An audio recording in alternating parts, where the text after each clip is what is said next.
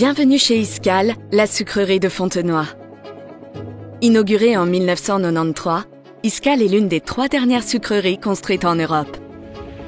Les unes après les autres, la plupart des sucreries belges ont progressivement fermé pour ne laisser en Hainaut qu'une seule sucrerie, la nôtre.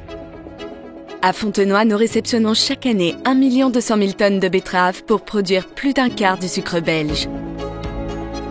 Le processus de création de ce sucre est fascinant et nous mettons tout notre cœur dans notre travail pour arriver à un produit de première qualité. Dépendant de la croissance de la betterave, nous fonctionnons chaque année dans un même cycle avec 2 phases actives dans l'usine. La campagne, de septembre à janvier, et la mini-campagne de mars à mai. Laissez-nous maintenant vous expliquer comment nous passons de la betterave au sucre. Le processus est composé de 17 étapes que nous scindons en 4 phases. Hors usine d'abord, puis dans l'usine avec des phases solides, liquides et cristal. Tout commence début avril par le semis des betteraves. Nous semons des graines sur environ 16 000 hectares répartis à travers les bassins de l'Escaut et de l'Isère. Si nous mettions tous ces champs bout à bout, cela ferait une bande de 1 km de large qui irait de Tournai à Liège. Au total, cela représente 0,5% du territoire belge. La betterave est une plante robuste. L'alternance des périodes sèches et pluvieuses lui convient à merveille. Elle grandit donc sans irrigation et est récoltée de septembre à décembre par nos 2300 agriculteurs partenaires. Toutes les différentes phases de cette croissance sont suivies par nos agronomes qui conseillent et aident les planteurs à produire les meilleures betteraves possibles. Une fois arrachées, nous organisons le transport des betteraves stockées en bord de champ vers l'usine. En moyenne, une betterave parcourt 60 km jusqu'à Fontenoy.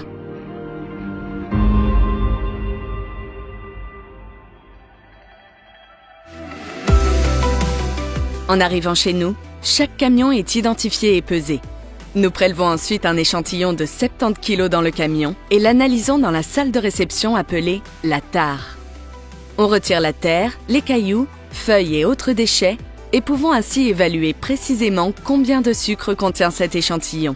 Par extrapolation, nous appliquons alors ce pourcentage à la benne entière. Alors que cette analyse est en cours, le camion continue son chemin vers le parc betteravier où nous pouvons stocker jusqu'à 16 000 tonnes de betteraves. Ce stock nous permet à la fois de nous assurer d'avoir assez de betteraves pour faire tourner l'usine avec 1 jour et demi d'autonomie, mais aussi de maintenir un débit constant de betteraves dans notre processus 24 heures sur 24. Notre production commence en effet en septembre pour finir en janvier, et notre objectif est d'avoir un flux aussi stable que possible pendant ces 5 mois. La première étape du processus en lui-même est le lavage. Les betteraves traversent plusieurs énormes tambours en les lavant à l'eau et les frottant les unes contre les autres pour retirer un maximum de terre et autres éléments non désirés. Les particules organiques récupérées durant ce lavage sont envoyées dans un digesteur. Ce type d'installation, combiné à notre station de traitement des eaux, nous permet de faire fonctionner une partie de notre usine grâce à du biogaz. L'eau de lavage est rejetée dans les bassins, où nous la laissons reposer et s'écouler doucement avant de la renvoyer dans l'Escaut. La terre et autres éléments se déposent alors au fond de l'eau.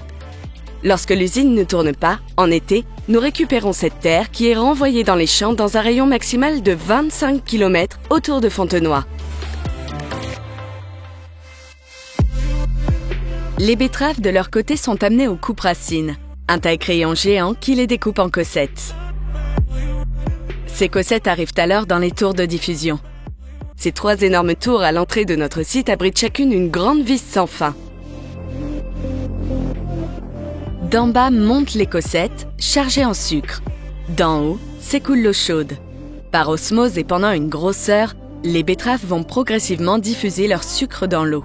Au final, les cossettes seront presque totalement appauvries pour devenir des pulpes, alors que le jus sucré s'échappera par le bas de la tour.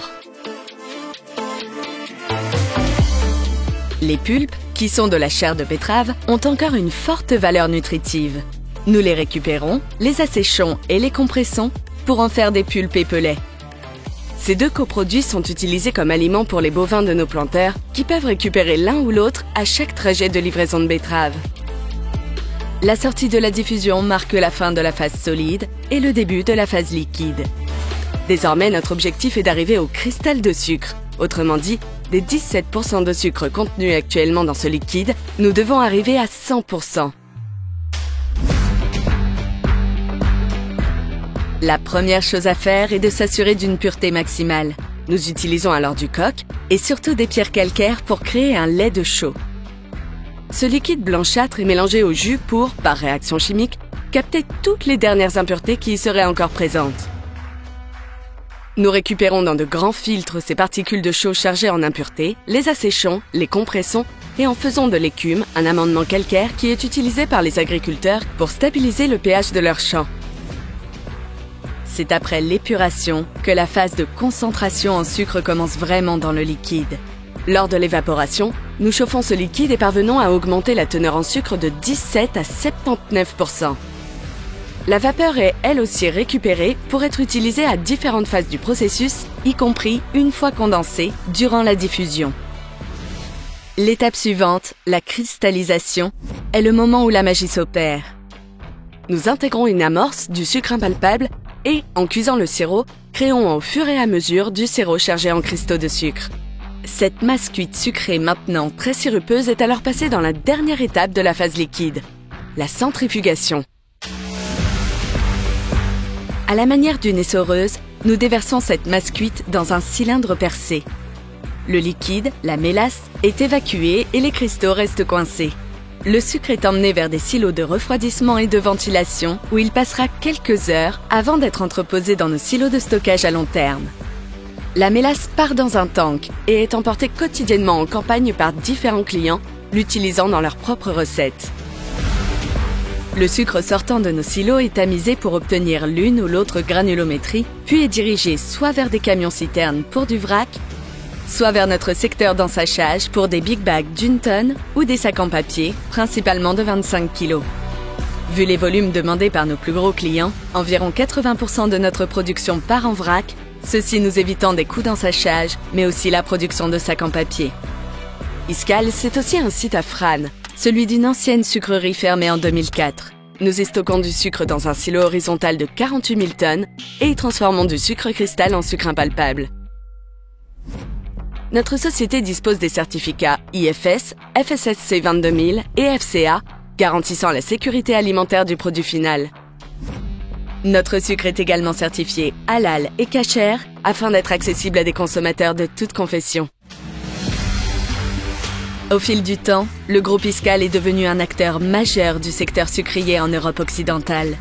Alliant l'éthique, le développement durable et les intérêts économiques, Iskall, c'est avant tout une entreprise familiale belge qui produit du sucre de manière durable. Iskall, la sucrerie de Fontenoy. Plus d'informations sur notre site web iskall.be.